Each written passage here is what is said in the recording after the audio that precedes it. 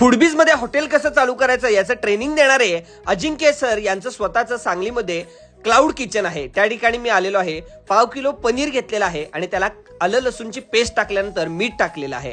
त्यावर ब्लॅक पेपरची पावडर टाकलेली आहे आणि अर्धा तास मॅरिनेट करायचं आहे. कढईमध्ये थोडंसं तेल घ्यायचं आहे. त्याच्यामध्ये आता खडे मसाले व्यवस्थित परतून घ्यायचे आहेत.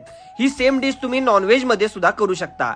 त्यामध्ये 3 कांदे बारीक चिरलेत ते टाकायचे आहेत, मिरच्या टाकायच्या आहेत, लसूण टाकायचं आहे, आलं टाकायचं आहे आणि त्यानंतर काजू टाकलेले आहेत. मीठ टाकायचं आहे आणि गरम पाणी यामध्ये घालायचं आहे.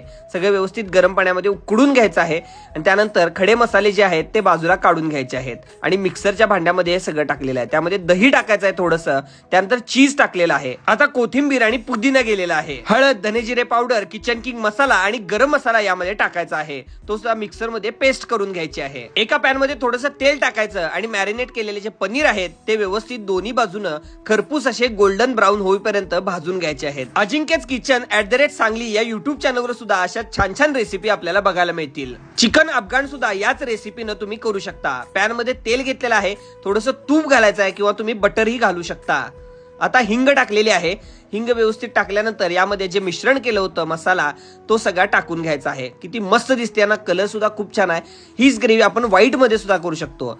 कस्तुरी मेथी टाकलेली आहे, ती सुद्धा भाजलेली. आता त्यामध्ये ब्लॅक पेपर आणि साखर गेलेली आहे.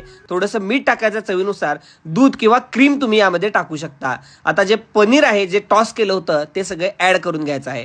मस्तपैकी शिजवायचं आहे आणि स्पेशल पनीर अफगाण ही डिश तयार आहे. सांगलीमध्ये शहरामध्ये कुठेही तुम्ही अशाच पद्धतीचे छान छान जेवण सरांकडून मागवू शकता. नक्की एकदा कॉल करून माहिती घ्या. मी स्वतः टेस्ट केली, खूपच मस्त झाली होती. आणि चॅनलला सबस्क्राईब आणि फॉलो करायला विसरू नका मित्रांनो. अशा छान छान रेसिपी मी घेऊन येणार आहे.